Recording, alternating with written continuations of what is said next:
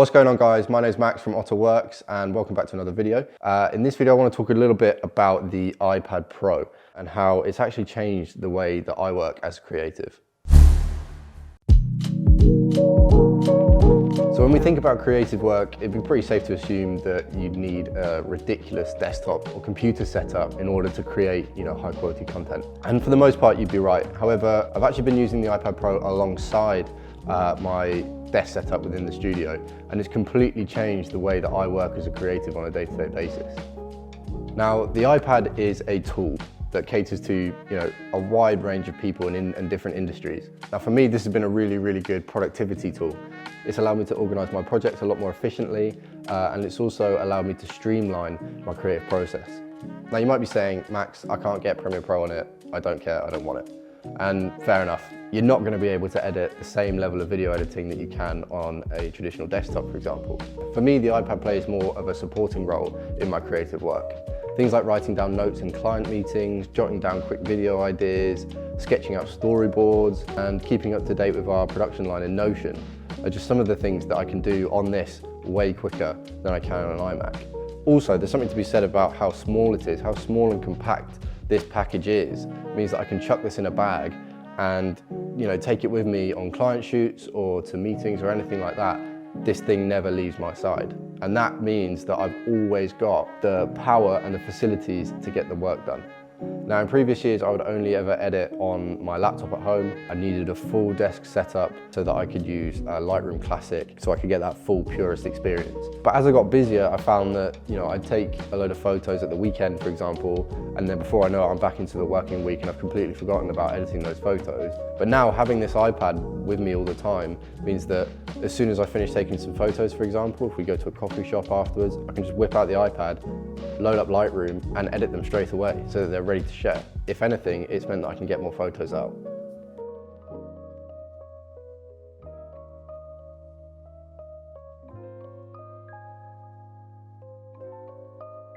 So, I've just taken delivery of my Volkswagen ID.3. As most of you know, Ben got a Tesla at the end of last year, and very nicely of him and Dan, they've opened it up to us employees to do the same. And I went for the Volkswagen ID.3. First impressions of the car? Love it, mate. What do you reckon, Miles? Yeah, it's pretty good. Cheers. It's pretty good.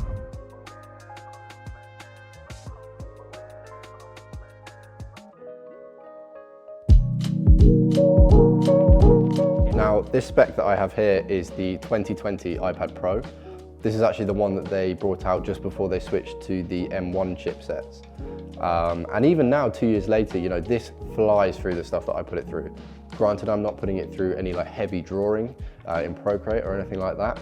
But for photo editing within Lightroom, this is absolutely perfect. And taking notes, this is way overkill.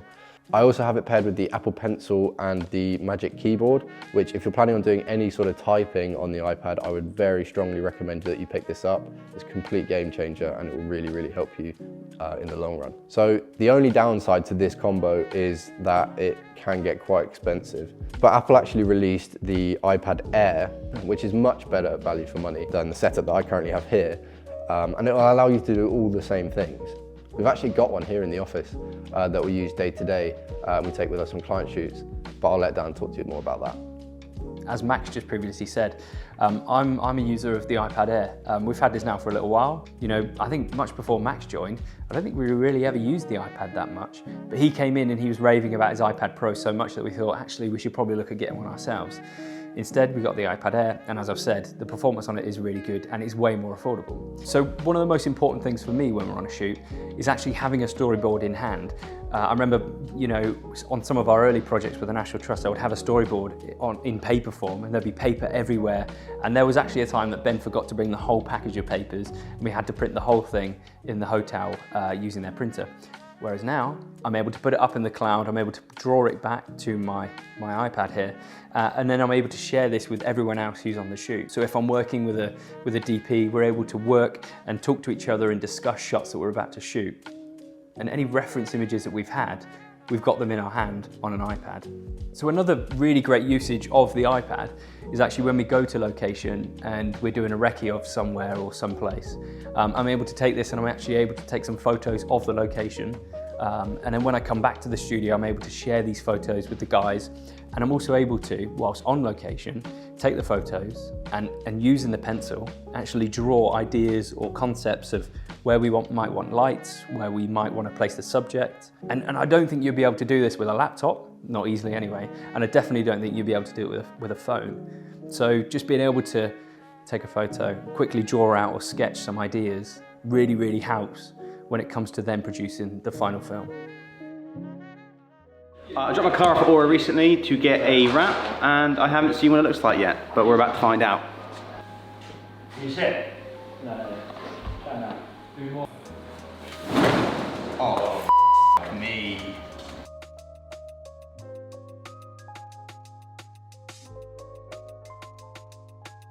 What do you reckon, Dan? Yeah, it's good, isn't it? Yeah. Real good. This is probably my favourite right here. Just that hard line where it just cuts through. Yeah. The black is not so much.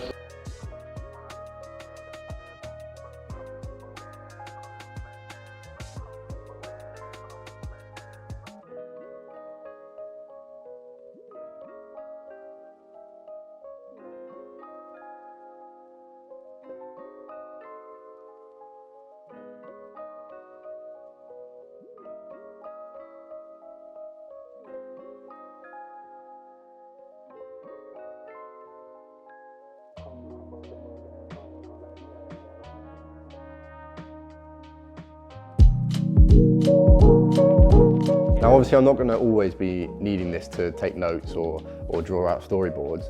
So on a day-to-day basis, what I actually tend to use this for is a second display. I'll have it sat just underneath my iMac so that I can display all of my emails and things underneath the iMac screen, so that if there are any new amends that come through or anything like that, it comes up straight to this display and it won't get in the way of my Premiere comp. I don't have to keep flicking between different applications. It's just all there in front of me, ready to go. Now, at the end of the day, this device is a luxury. You don't need it to get the work done, but it can make your work life a lot easier. I think that iPads in general are often thought of as a pure sort of consumption device, but I think that the iPad is so much more than that now. And I'm confident that, this 11-inch slab of metal will surprise you, because it really surprised me. So thank you guys so much for watching this video. If you liked it, definitely make sure to hit the like button. If you guys use the iPad or if you have any questions for me, definitely leave them in the comments below, and make sure to hit the subscribe button down below. And we'll see you next week.